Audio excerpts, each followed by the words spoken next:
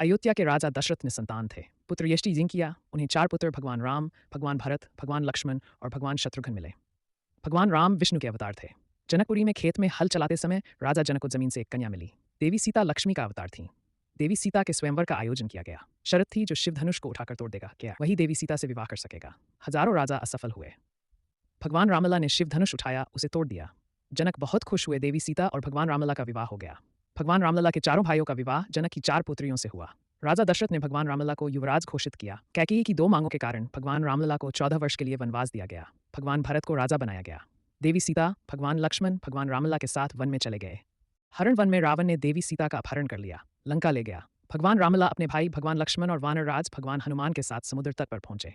यहीं पर धनुषकोडी स्थित है, जिसका अर्थ है धनुष का अंत। भगवान रामलला ने समुद्र से प्रार्थना की, हे समुद्र देवता, मुझे कोई रास्ता दीजिए, मैं अपनी पत्नी देवी सीता को मुक्त कर सकूं।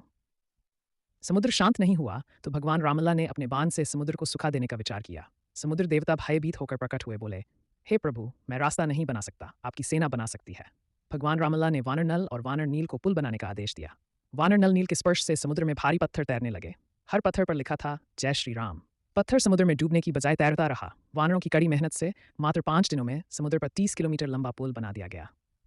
सारी सेना लंका पहुंच गई। भगवान रामलला ने वानर सेना के साथ लंका पर आक्रमण कर दिया। भगवान हनुमान ने अशोक वाटिका में देवी सीता की खोज की। युद्ध हुआ, रावण मारा गया, देवी सीता को बचाया गया।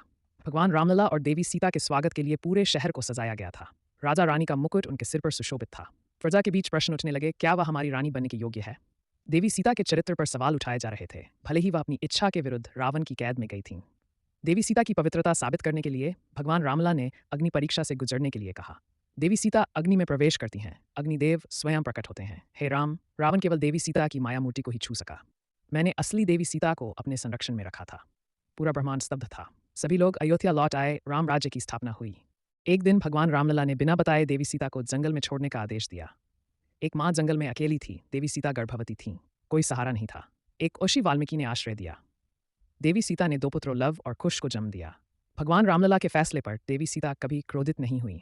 अपने आंसू पोंछे।